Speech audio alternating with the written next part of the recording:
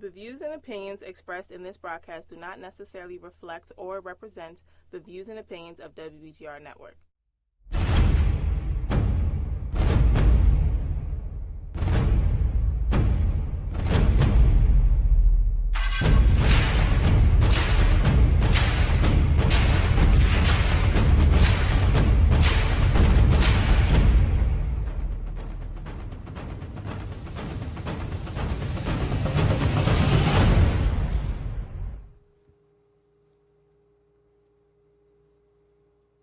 Good evening, and welcome again to another segment of Just Enough. I am your host, Rick Davis, and alongside I have this evening, we're in for a treat because we're going to be talking about treatment and recovery, but I have my good friend, and because his bio is so long, lengthy, and thorough, I'm just going to tell y'all what I really know about the brother. Man of God, man of God, man of God, excellent counselor, and a great friend.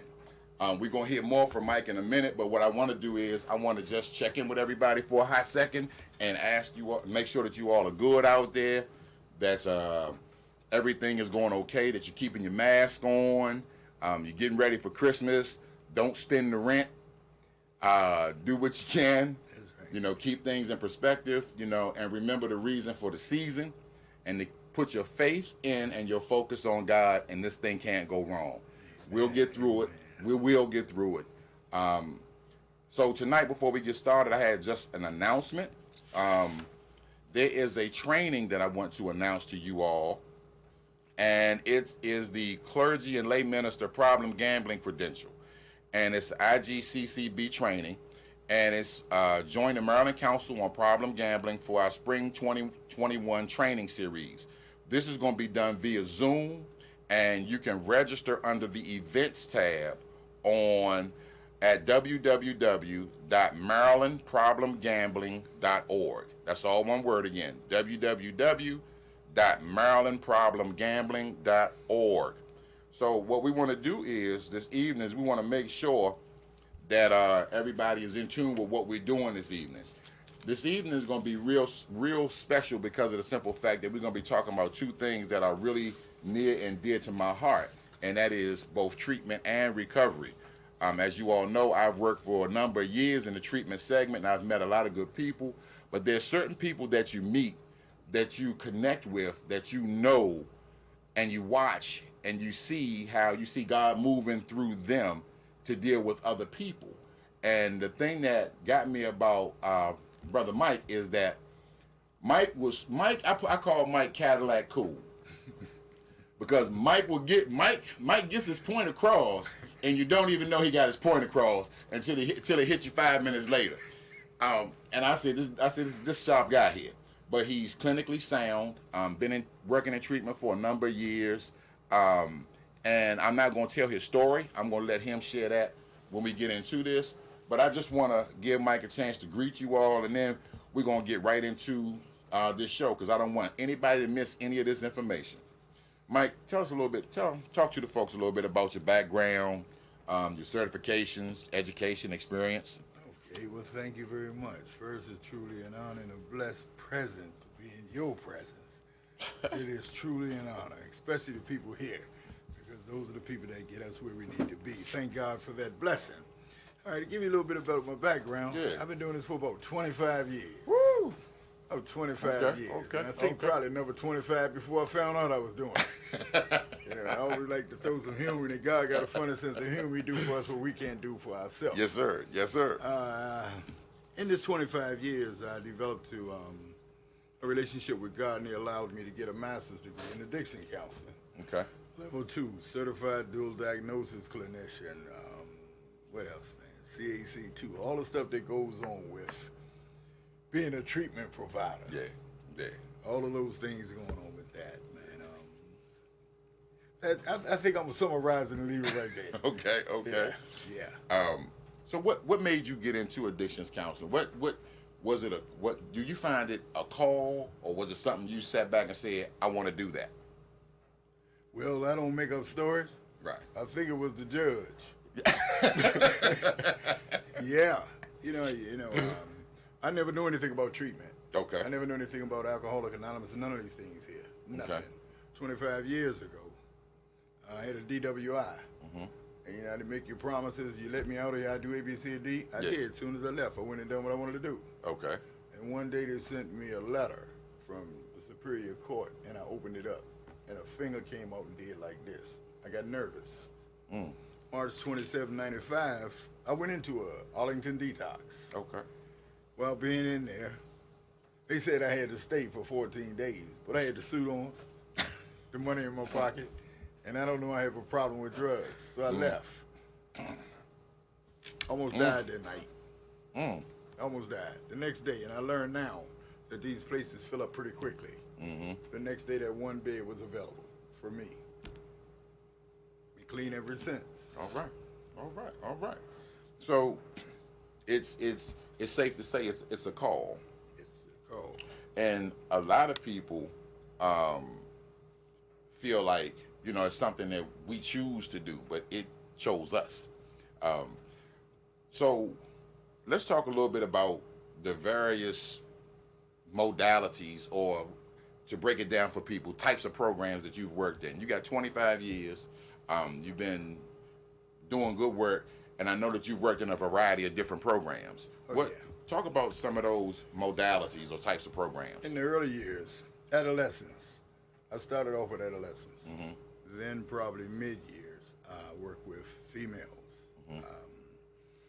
And I can call them young adults. Okay. And then the population went into males. And then the criminal justice. Okay. And then the mental health institutions.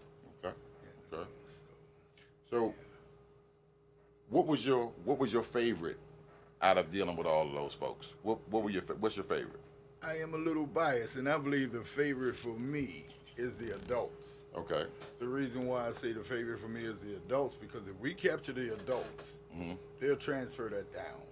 Okay. They'll transfer that down. Okay. And if we can catch, say for example, I'm a baby boomer. If I can catch the millennials, just touch them, then they can get to the youth. Okay. See, the stages to it. Right. So that's where I am with that piece. I don't know about the millennials. The millennials present a different types of challenges. But so were you working in? Did you work in settings like inpatient, outpatient, intensive outpatient? You worked in those different modalities? Yes, I have. And most of mine came early on from 2006 till about 2013, the criminal justice. Okay. And that's why my relationship with those adolescents are so important, because I work like Oak Hill, New Beginnings, then it escalated over to the jail and other places. So, yeah. Okay. So let me ask you this: Where are you currently working? Right now, I'm with Federal City Recovery Services. Okay. And what's the modality over there, or the setup? What's the setup like? Man, the setup is it's something different now, because we're doing containment. Okay. We're doing containment. We're doing like a detox containment for 14 days. Okay. Then you can do a 28-day treatment program. Okay. All right. And I do the 3.1 transitional living. Okay. So it's like steps. Okay. Yeah, you go detox, then you go into treatment, and then you can have continual care in terms of transition. Okay. Yes. So how's that working? Is it going okay? Since I've been there, I can say actually it's very well. Okay. Actually, because I've seen this grow to this point. Okay.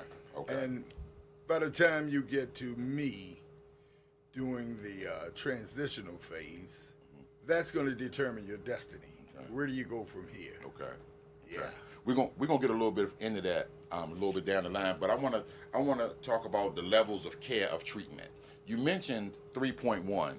I know that there are other levels as well. Yes. Can you tell our viewers the various levels of treatment and what they are, like what they contain? Like with detox, that's your initial level, and what goes on in detox, and then your other levels. Can you give us a little bit about that? Yes. Detox pretty much explains itself. Detoxification, purification. Okay. So we really want to get these substance/alcohol, just get it out of the system. So that's going to take probably about 14 days. That's what I normally estimate. Okay. because you're purifying your body. Then we have a 28-day program. Now we're going to get into some intensity in the cause and effect. Okay. Why would I want to do this? Okay. Why would I not want to do this? Yeah, see, one of the things that happens is that we realize that when we're doing treatment, we're taking something away from people. Yes. What is it?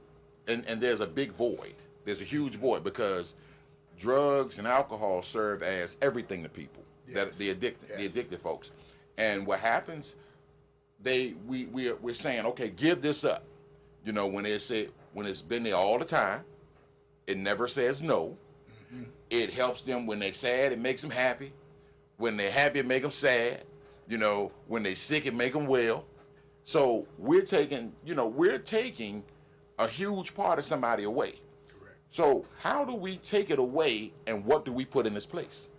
Well, my experience, education, and teaching is you're absolutely correct.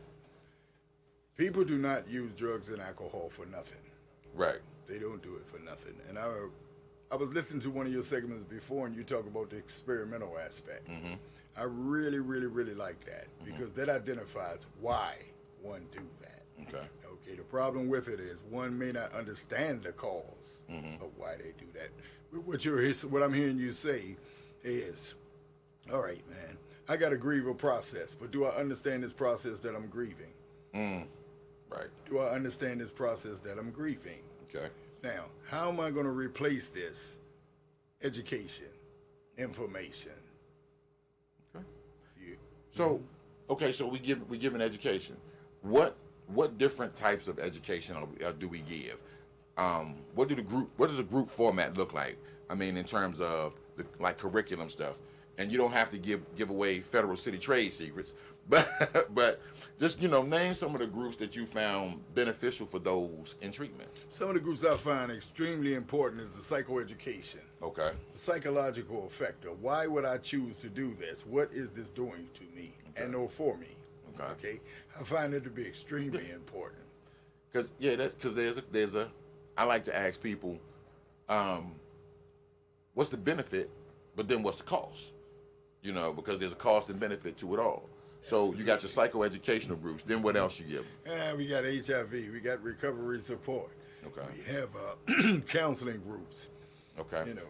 So in a counseling group, what happens? Because a lot of people don't know what happens in these groups, right? They send their loved ones off to treatment, right? And they expect you to hit them with the magic wand, and they come home. But in those groups is where the work is done. So what happens in some of those, like in a counseling group? Because we know the psychoeducational is more of a lecture, teaching. But what happens in the counseling group? In a counseling group is more confrontational. We're actually going to confront some of the issues, cause and effect. Okay. And then I utilize the dynamics of the group as towards which direction this needs to go in. Okay. For example, you may say, well, I had loss of my dog. How does that transfer over here? Okay. So it's imperative and important that we watch the dynamics of that group and the transference that's going on in it because it can shift. Right. So that means we have to track to keep up and keep that order. Okay. So, all right, tell us exactly what happens in treatment from somebody walking in the door. Well, that's good. That's good. For the first 14 days, and my recommendation always is, if you can get an additional 14 days out of a 28-day program, take that. Okay. It takes 2 weeks to get the substance alcohol out your body. Okay. So walking in the door, if you have not done a detox where you've been there maybe 7 or 10 days, 14 days, that means you're still detoxing. Okay. It's going to be extremely hard for you to get any insight because first you got to get it out your system. I like to call it the first 2 weeks, you should be hungry, tired, and sleepy. Right. That's it. Okay. Hungry, tired, and sleepy. The third week, you should have some anxiety, some fears, some worries, some concerns. Okay. The reason why is because now your past is chasing you. Okay. So out of 28 days, you probably get about 5 or 6 days of treatment. So is 28 days the standard now? 28 days in most programs is the basic standard. Okay. So I want to help people understand where we've come from. Okay. A few years ago, not too long ago, let's say 15, 20. Yeah, 15 to 20 years ago, you could get detox in a separate facility and go into a program, and you might be able to do 6 months to a year in a program. And over time, it has shifted, and now it's down to 28 days. So we went from being able to give people a year treatment to now to 28 days. And this is what bothers me. What's the expectation for people in 28 days? You know, you can't. Nobody legitimately. I've been using drugs 20 years. I'm not walking in. And like you said, with the schedule and what happens during that course of time, the detox, and then you got the 5 days, 7 days that you're worrying about stuff that didn't come up, and the dual diagnosis that you're figuring out now you got, and you're getting 5 days of treatment. What is, and I know you probably can't answer this, but what are the funders reasonably expecting? Well, there are expectations. Yeah. There are expectations. See, what are your expectations? My expectations, you need more than that. Oh, okay. So I prayed on it. Okay. I mean, I'm going to take it to the source. Okay. I prayed on it. Okay. You know, doing it at this location for 7 years. I said, this ain't going to help them. Yeah. It really isn't. It might help 1 or 2 people. Right. You know what I mean? But because of where you are and how long you've been doing it, it's going to take a long time to actually get in recovery. You can get clean. That's the easy part. But when you're talking about dealing with the cause and effect to make one want to do this, that's the long term. Okay. So you can easily get clean. You can come in there 24 hours and walk right out the door and never use again. How often does that happen? Depends on how often God wanted it to happen, but you got to believe in God. Okay. We're gonna get into that a little bit too, man. because there's certain things that, because I know there's certain things clinically that the folks, and I'll say it like that, have put in place where it's almost like certain things you cannot say, certain things you cannot introduce, and it has to be done in a fashion that only God can provide you the way to do it. But what determines a successful treatment episode? I guess that would be based on a perception of an individual. Okay. The reason why, as stated before, right, you can stop using and those behaviors, that attitude, all of these things can be the same way. For example, if you're clean, you're married, you go home, but you still argue with this woman all day long. Huh? You're still arguing. You may have these control issues. Remember when we stated early on that something taken away, something put back. So what might be put back is you might find out later on down the line, if you remain clean, that one of your issues might be control. Woo. Okay. So what should a family member receiving somebody home from treatment, and they say, yeah, I successfully completed the program. How can that family member say, or what can they look for to see if they can say something's different here, something's better? You know, one of the things I would suggest is to just sit back and understand. Don't seek to be understood. Yeah, you have to understand and not seek to be. You just seek to understood, because once we get into a pattern of behavior, you know, that goes along with that, it's very easy to come in. I'm a nice guy and this and that. You know what I mean? What am I asking for? Right. Give me your car. Give me your bank account. Give me your keys. You know, what is my environment like? Who are the people am I hanging out with? What are my conversations? Okay. Discharging. What does a successful discharge include? Are there any additional services offered or given to a person or provided for a person once they discharge treatment? As a clinician, that should be established when you walk in the door. Okay. When you walk in that door, we can determine based on our assessments of where we are. Then if we actively listen and listen to what the client has to say and not what we want for you, you will tell us what you want. Right. It's up to the clinicians, the case managers, clinical care coordinators to put this in order. Okay. One of the things that I've noticed in this business is clinicians outside, we don't listen. We don't listen to what the client is saying. We know what's best for that client. Client's supposed to always participate in their treatment. See, that's a key point, because the way things have become more client centered, like they should, because everything at one point was, you just wrote a list of goals. This what you need to do. This what you need to do. This what you need to do, without any input from the client. And it's like, whose treatment plan is that? Is it yours or is it the client's? So that's a key thing. So in looking at this, so they leave out, they're being connected to services. What's the situation with housing though? Now that's a whole nother story there, and people have to be real careful with that. Okay. And I'm pretty transparent, and I tell the truth to the client and others, right? People make promises to people that can't be kept. They got to be real careful. Working with the case managers that I work with, right? We'll provide, especially if you get to me for transition, I can get you up to 90 days. Okay. But before that 90 days is met, before that time is there, we're already looking for an additional place, an additional placement. Now, when you get to where I am, you're able to work. Okay. You don't pay any rent. We provide you food and Okay, hold on. Wait a minute.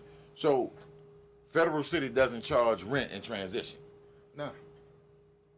Oh, okay. Because I know some places. We know some places that if you're gonna stay, you gotta pay. I'm not gonna call names, but there are some programs. So Federal City is one in a few that doesn't have that stipulation. They allow the client to be able to save some money. Oh yeah, that's the goal. Okay. We can provide you up to, and I like to say up to, because it's based on attitude and behavior. That will dictate your movement. Okay. And I work with approximately 25 clients. Okay, and I got to oversee them, so I can't allow behaviors. That's going to dictate your destiny. When we set up certain things as, here's your goal, we're going to have to help you to get there. Okay. As a provider, I got high expectations on them. Very high, but it ain't up to them to get there. Right. Okay? Exactly. So, Okay, so now let's talk a little bit about Narcotics Anonymous, Alcoholics Anonymous. Now, is it a must that people engage? No. Okay, it's not a must. No. Okay, it's a choice. Now, what's the chances of somebody staying clean without going to meetings? Very well. Okay. Very well. Let's talk about that a little bit. You want to talk about it? Okay. So, okay, somebody fresh out of treatment, right? Then they gone through transition. They saved them some money. Yeah. You managed to connect them to some affordable housing. They go to that housing. They in there by themselves. I'm home now. What they gonna do with themselves, Mike? Well, some of the things that I do, I prepare you for that. Okay. See, it's not so much you getting to that point. In those objectives. Okay. In those objectives, a good clinician, if they listen to you, can set that up so that when you get to that point and you're involved in a crisis situation, and you understand that, I use an acronym STAR. Okay. Stop, think, assess before you respond. Okay. That takes patience, Mike. It takes patience. It takes time. Okay. It really does. But a good clinician will work you to that point so that you can have an understanding that when you're in these positions here, you might want to reassess. Okay. As you stated about Narcotic Anonymous, one of the things, and I did that for a while, sponsor people on all of the above, right? The first thing I do, and I educate them on that, I don't want you to wait till you get 25, 30 years, all of this stuff. You have to build a foundation to get there. Okay. A foundation. And step number one, I pretty much teach them. First thing you want to do, before you admit anything, you have to acknowledge it. Okay. Let's figure out, why would you want to do this? Okay. Once we can get to that point, you may tell yourself, yeah, I do have a little problem. Okay.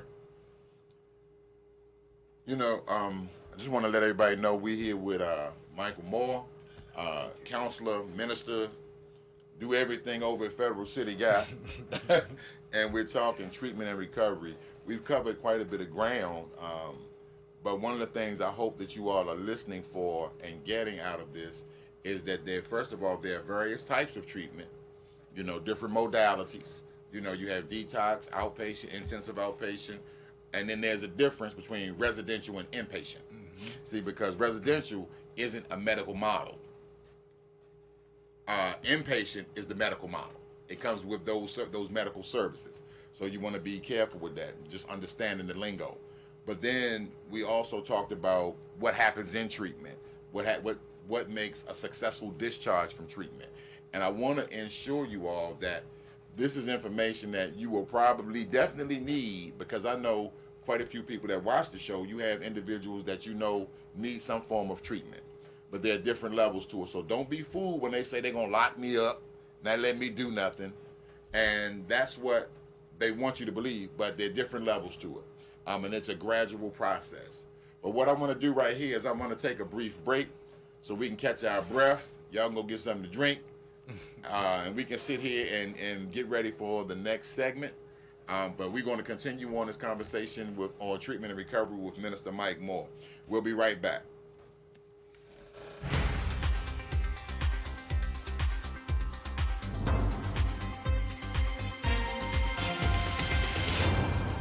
Difficult times of the spread of the coronavirus, and you're not able to connect with your church congregation, WBGR Gospel Network has the perfect solution for you.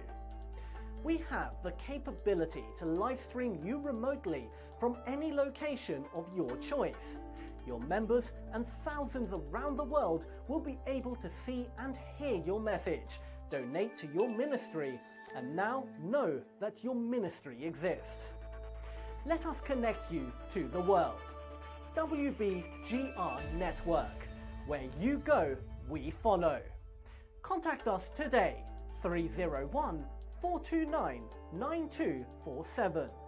That's 301-429-WBGR. All right, well, we are back, and we're going to continue our conversation with Mike Moore on treatment and recovery. Mike, what are some of the barriers to quality treatment? Because people say right now, and I don't want to, like I said, I don't want to expose people, but every program is not a quality program. Let's just face it. And there are some programs that don't meet the bill of what they say they're supposed to do. I worked in a program once that there were staff people that were smuggling in contraband to the clients, and I'm talking about fifths of liquor, cigarettes, and it was bad. We would have to do facility searches like we were over at the jail somewhere, and we would come away with all this contraband, and people were wondering why clients would leave the program, or they would finish, but as soon as they hit the bricks, the first thing they thinking about is getting high. And I wouldn't care. I didn't do all the groups. I did my fair share. But you have clients saying that I don't want to go to their group, I want to go to his group. Or they don't want to go to her group, I'm going to go to his group. Or I don't want to go to his group, I want to go to her group. And the services just weren't there. They weren't connecting people to transitional housing. They weren't working with individuals to secure any kind of employment, actually. It was more like the clients was pretty much on their own. So what are some of the barriers to quality treatment? Well, some of the barriers is maintaining boundaries. Okay. That's very important. And I heard what you said. I've seen it a lot. A lot of times clinicians, counselors, monitors want to be clients' friends. Sometimes they have transference going on. Okay. You know what I mean? I didn't have a father, so I want to take care of you like you my son. Okay. Okay. But I mean, I want you to like me. Okay. And then I've seen it where no rules are established. You really don't model the behavior. See, when we listen with our eyes, and it sends that signal to our ears, and that's what we hear. Okay. Accountability. People want limits and expectations, but they want you to hold them accountable, especially in treatment. And one of the major barriers is trust. Okay. It's trust. And I don't like to talk about programs and direct, but I can talk about behaviors on people. That's where I did notice we said recovering. Yeah. From what? Now, let me ask you this. So, is it okay? This trick question here. Is it who makes the better counselor? Who makes the better staff person? Is it a recovering person, or is it a person that has no experience, or they may have a glass of wine or two here and there, but it's not a problem? So who do you think? And I always have this debate with folks, but I just want to ask your opinion, because we good folks, and we can kick it back and forth for a minute. So who do you, from your experience, what you've seen, who makes a better counselor? I believe one that make a better counselor, in my opinion, now, Okay. is the one that understands. And what I mean by that, you don't necessarily have to have used it, but maybe if you have that Al-Anon attitude, where you've been associated with people so long that you became that person. Okay. And if you put some education and some information and remain open, people can relate to you. You know, that's a great answer, because I always tell people, you know, I say something similar, but I always lean towards the person who has been more social in their use, because they can come from a place of empathy and not sympathy. Correct. Us recovering folk, we have a tendency to over-sympathize, you know, and we fall for the old dope thing that we used to give people. You know, they see us cleaned up and they compliment how you look. Right, Oh, them some sharp shoes. That's you all like that outfit. You killing them today. Yeah. And we get our backs all straight. But what happens is that we also rely too much on our stuff, our story. Our toolbox when we come around ain't but that big. Right. We ain't got nothing in it. Nothing. Right. God ain't even getting in there. Correct. So, but if we are open and do some work, we can become some of the most effective there are. Yeah. And I've seen a lot, you know, Yes. even on upper levels, there are people who are in recovery that you would never know. And the way that I pretty much base things is this. People say, when they say, are you recovering? And I say, yeah, and they like, you don't look like it. And I say, thank God. Right. You know, Right. that tells me that I'm moving in the right direction. Correct. You know, also we have the individuals who tend to see their family members in other people. So when we start talking, or we start doing, we start having contact in groups, we cater to people, you know. So that brings back that boundary piece. Right. Right. Now, let me ask you this. Has it been your experience that it's tough to maintain boundaries? No, it's not really tough. Okay. It's not really tough, but it comes with experience. Okay. It does come with experience. Right. I mean, I work with people every day that remind me of someone. Okay. I have family members that still use. You know, I have friends that still use, associates. Okay. All kind of people. Okay. And there can always be some transference going on. But if you don't know that, you can't see that. Okay. See, that goes back to that information piece. We have to have the information. And then the information got to be an application. But it takes time to get there. Okay.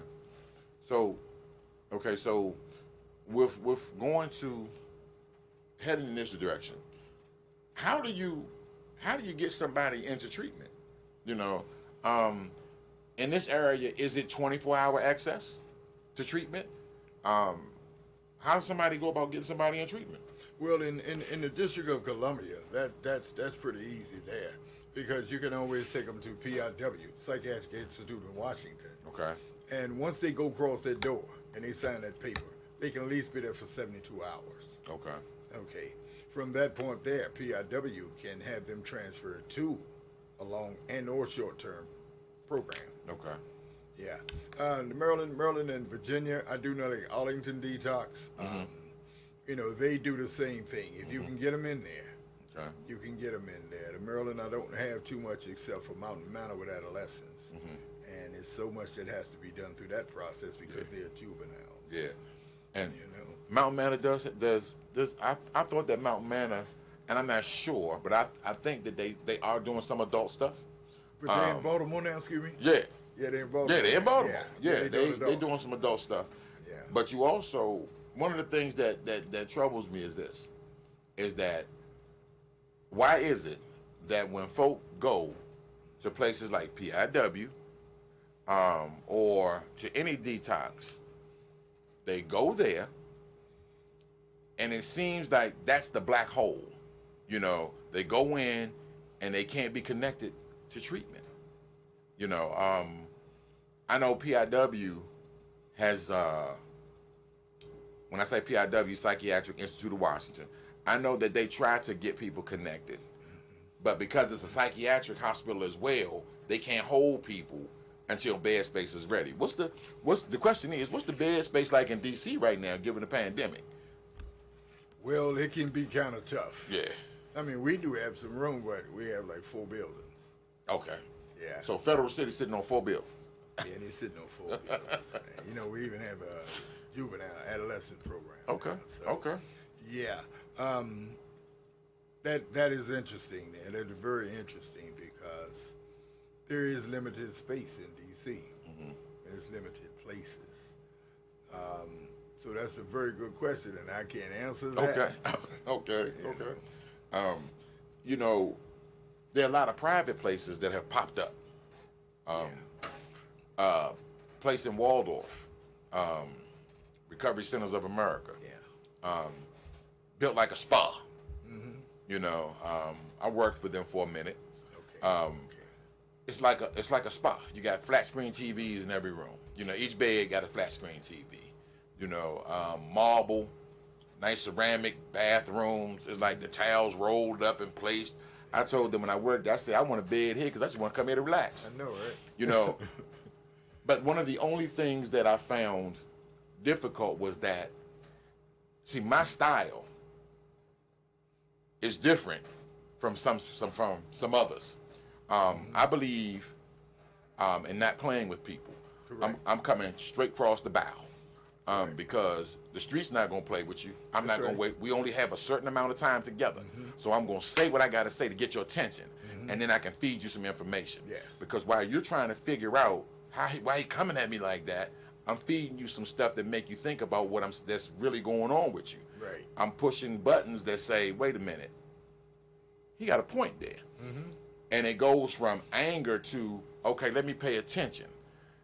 But a lot of people feel that sometimes they call it confrontation. And I say it's not confrontation. I said confrontation is simply me asking you a question. That's a form of confrontation. Right. I said, because I have the voice that I have, some people they take it the wrong way. It's like, oh, he coming on. No, I'm not coming for you. I'm coming for that disease that's controlling your life. That's my assignment. Yeah. This is what I do. So in dealing with places like that, I make people uncomfortable, and I do it purposely. Because if I don't make you uncomfortable, I can't figure out how to help you. Exactly. I can't see what the issues are for you. I can't determine which path you need to take or what are we actually going to work on? What are those core issues that are coming up? Right. So if I can't I got to shake you a little bit to get you there. So I confront behavior. Why are you with that girl all the time? Right. Why are you sitting with her? Yeah. Why are you around him? I need y'all to break that up. Right. Y'all sitting in the same place. Okay, we're going to switch the group up. I want you to sit over there. I need you to sit right there. Yeah. Make it confusing. Yeah. But then I also give good information. So that place is places like that. I love the setup. Yeah. Love the setup because it's down there on where Save the Seed used to be. Okay. Mike is a beautiful campus. But I have to question the effectiveness sometimes, because when you see repeat performers month after month after month after month, that causes me to question some things. And then when you have a revolving door in terms of staff, Okay. you know, and you get rid of people that are highly effective, you know, or people that are passionate about what they do, it becomes, it's an issue, you know. Yeah. When I stopped working, I had friends that were there that were good people and know the work. They ain't there no more. That's all I'm gonna say about them. Right. That's all I'm gonna say. Right. You know, I'm not bashing them. They are an insurance base. They for profit. Okay. Got places all over the country, on the East Coast really, and they all follow the same model. They look alike pretty much. High end in terms of comfort. Okay. Other stuff I got a question. All right, let's talk about All right. let's talk about treatment programs that, Okay. and let's talk about the religious aspect or spiritual aspect in treatment. Okay, now, okay, Mike, we hear this a lot. We can't talk about, you know, can't bring up God, Right. you know. But at the end of the NA meeting, Yeah. reciting the Lord's Prayer. Yeah. so how do you balance that? How do you balance it? I don't agree. Okay. I don't agree with that. Okay. All I have to do is walk in. If I walk in one of these facilities and I see the 12 steps on the board, once I see the 12 steps, it automatically tells me I can speak of God. Okay. Where did the 12 steps come from? The 12 steps comes from NANAA. Okay. And NANAA was created by. Bill Okay. and the doctor, Wasn't Bill and Bob. they two drunk preachers? Yeah. It was actually Bob. He was a drunk, and Bill was a doctor. And Bob couldn't stop drinking. And he and Bill was sitting up talking about how to create a plan that he could stop drinking. And after 4 hours, they realized, hey man, we've been talking for 4 hours and you ain't had a drink. Okay. And that's how it was created. Okay. So do those 12 steps have a basis from Scripture? Yes, they are. They are. Okay. But they have to be interpreted. Okay. That Okay. means, and I don't want to get off topic, Right. but Right. you have to have knowledge of Scripture in order to interpret those steps and see the Scripture in it. If you don't have the knowledge of it, then you can quote some words. We made over problems about digging our life becoming a manager. What does that really mean? You know what I mean? I mean, if you look at those 12 steps, it's only 12. Right. 7 of them reference God. If you really have the knowledge of the scriptures and God leads you to it, once you admit that, guess what? This is a problem. You automatically drop to 12. Okay. You automatically get a spiritual awakening. See, all of this stuff is guided and geared towards your spirituality. Okay. But someone have to be able to interpret that for you. Okay, it's easy for you and I. We can stand up here all day long. Yeah, man, we admitted this. Yeah, Yeah. I know. Admit what? What are you talking about? Huh? I admit when I touch the drugs, the alcohol, these behaviors, when I eat too much food, when I take my money and go buy these clothes, when I Okay. go buy a car and I can't afford it. Okay, something is off balance. Something is out of order. Okay. Yeah, True. so until we can get to a point where we acknowledge this, ain't nothing gonna happen. We always subject. Okay. Let's I gotta touch this. What happens in treatment when you have a Muslim show up? That's good. What happens? What happens? What happens, dude? Well, Is he given the same freedoms yes. to be able to Nothing say his changed. prayers? Okay. Nothing should Okay. change. Okay. One, because of the boundary there. As a clinician, and I'm a man of God, Right. Christ-driven God, man, right? God used people to get you where He wants you to be. He does. Religion can be man-made. Right. You know what I mean? If the word isn't attached to it, then I'm just speaking a word. Right. Okay. got it? Okay. As far as the religion and that aspect of it, I let people be where they are. I Okay. have to meet you where you are. Okay. You're not here for me to say, well, I want to get you saved. I want to take you and get you to the mosque. No, I want to get you closer to God. Okay. Based on, again, those 12 steps. But we're in treatment. Okay. So I have to treat you like something is broken. Value systems and beliefs, I can't push that on you. True. You know, even though, what I can do is take it and pray on it. Okay. I can do that, but I can't push that system because you're already identifying with having some issues. And the issue could be with God. Right. I notice a lot of people that come into treatment have issues with God, and I tell them it's okay. It is. Okay, let's touch on relapse, because I know a lot of people have dealt with this, from family members and even in their personal lives. What is relapse? What is relapse? That's a very good question. What is relapse? That is a very good question. I'm sitting up here and I love me some chicken, some fried chicken. So every once in a while,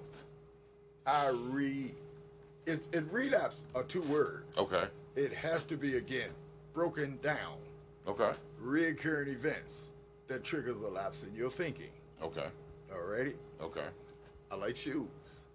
So when I see a magazine and I see shoes, it triggers my thought. Okay. Okay, that's a trigger for me. Okay. So I start thinking about shoes. And then I think about what I can add on to these shoes to Right. make the shoe look good. Okay. So what has occurred was something has triggered a thought in my head. Okay. If I stay with that thought, I'll be there. Okay. Okay. Can somebody relapse and actually use while in treatment? Is that considered a relapse, or is that a slip? Well, that's a good question because of the terminology that comes with the NA and the AA and the cliches and all of the above. They can call it a slip. As a treatment person, I call it you just having a recurring event. Okay. And something has triggered that thought in your head. Okay. Okay. I always say that, if a person uses while in treatment, well, you're in the right place. That was a different question. Yeah. You said if you use, I ain't get that first. Yeah. But okay. And let me give you an experience if Go you ahead. don't mind, right? Go ahead. Just recently, in another location, I seen a guy, he utilized, he's not prescribed, but he utilized something that he should not have. Okay. But way before he got to that point, he was leading there. Behaviorally. Yes. Okay. Yes. Okay. The conversation. He never really identified with having a problem. Okay. So that means he was in a state of denial. Going back to that step number 1, once you acknowledge it, that takes you out of a state of denial. Okay. See, he never acknowledged that he really had a problem. And many people do not in treatment. Well, see, part of the issue is, and I mean, we like that every day. Or we'll admit it, but we don't accept it. See, that's the piece. We have to accept that we overeat.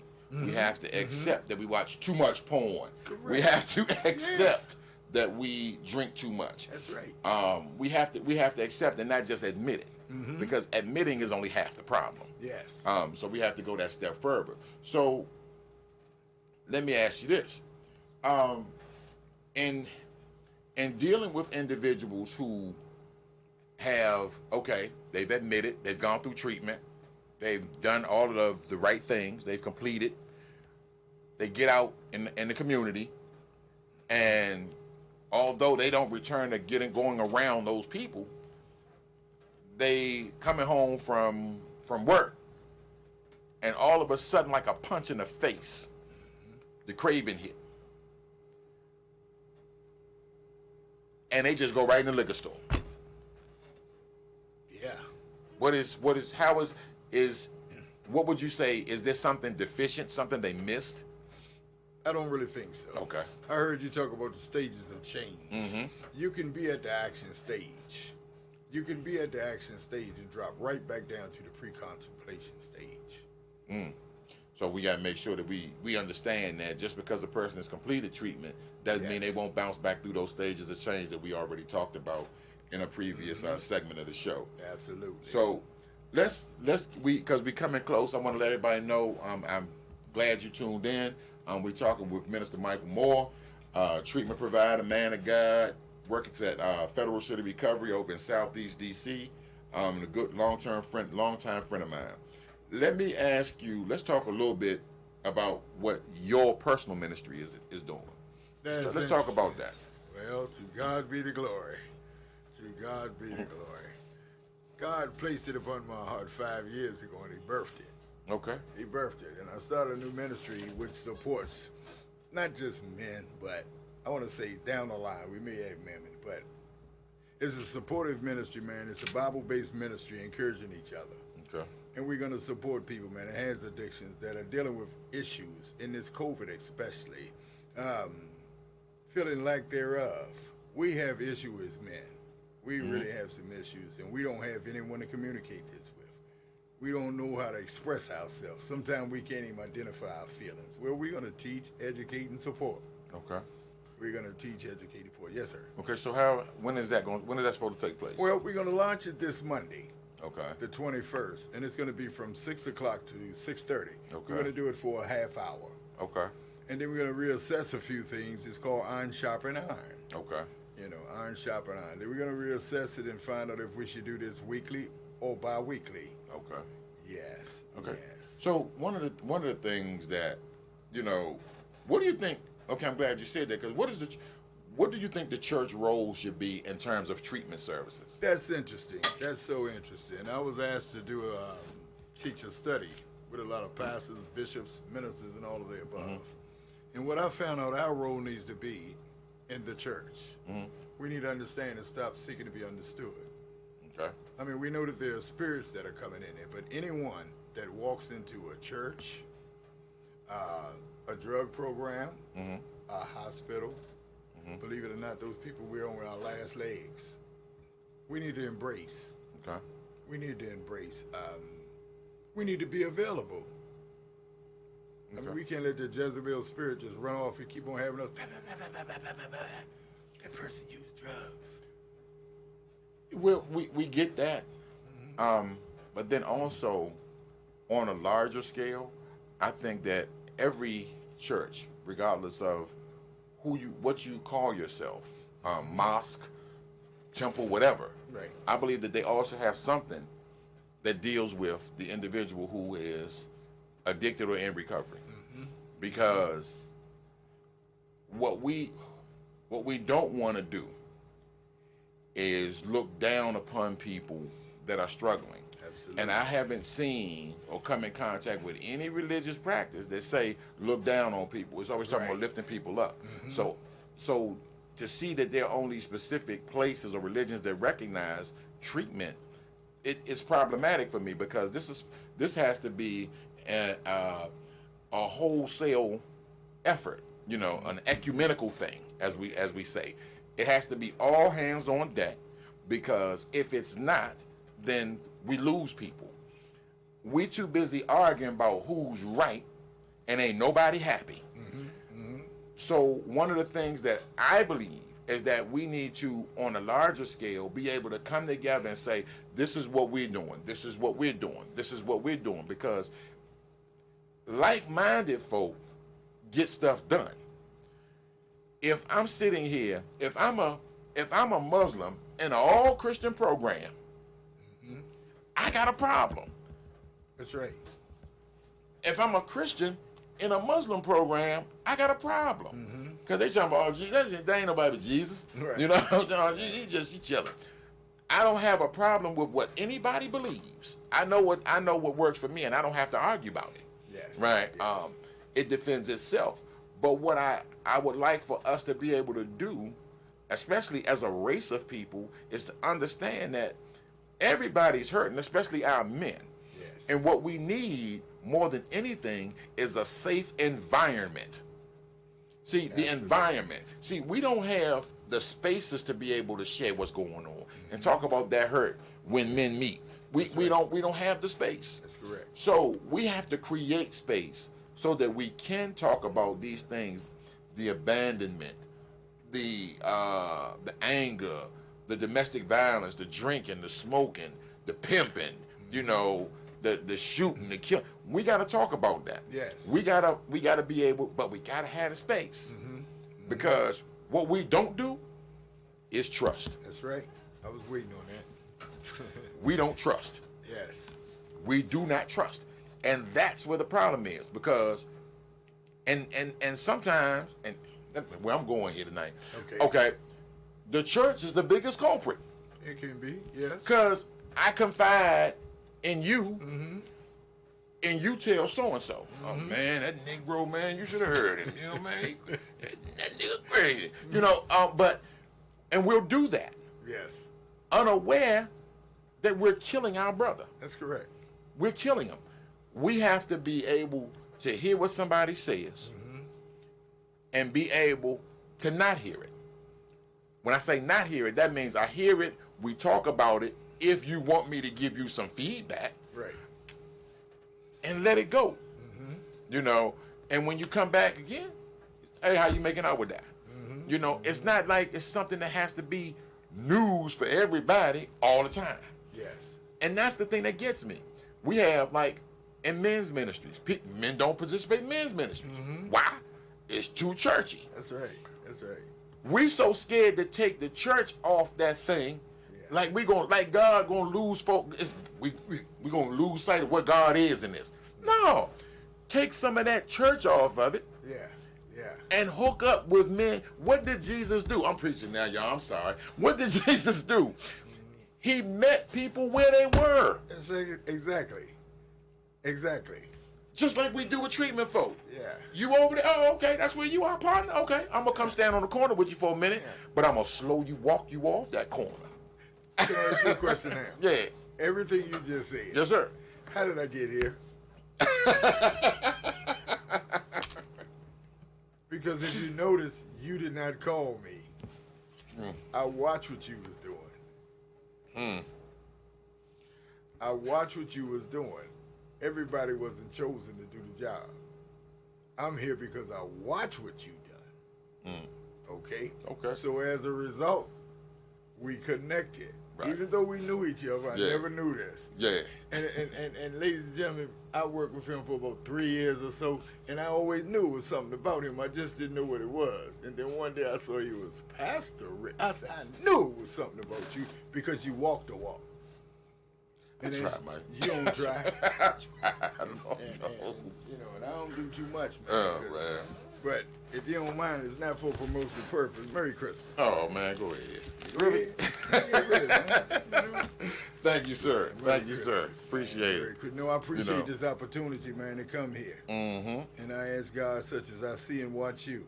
You ask God to use you, man. He need people like us. Okay, we got a comment. Brother John Daniel says, meet them where they are, then walk them into transformation. You are so correct, sir. Absolutely. You are so correct. And thank you for tuning in. You know, sometimes this hour goes by too quick for me. But I appreciate all of you. You know, I want to say from the depths of my heart how much I appreciate folks jumping on and staying with us for that entire hour. That's an hour you could have spent doing something else, but you chose, and it's humbling. You chose to spend it, you know, engaged in the conversation that is being presented. I do this because this is what God called me to do. Do I question it, y'all? Yes, I do. But I know what I am going to do. I'm going to keep walking. No matter how it turns out, I'm not worrying about how the what the end is going to be. I'm just going to walk one day at a time, one moment at a time. God will provide. You know, he says he knows the plans he has for me. You know, what's that, Jeremiah 29? You know, he knows the plans. So I have to trust that plan. And what I'm asking you all to do is the same thing. Trust God's plan because he has one. We don't always have to see it. All we got to know, because see, God's credit is perfect. Like, unlike some of us, you know, our credit scores tell how we have, you know, made some some moves. But God, his credit is perfect. So our mission is to stay connected. I don't care what the pandemic brings. I don't care that they saying that people gonna start getting evicted all over the place. I don't care what they even saying now. We gonna be short on vaccines, whatever. Guess what? I don't care because the God I serve, there's no lack in him. That's right. The God I serve owns cattle on 1,000 hills. Right. The God I serve has never failed me yet.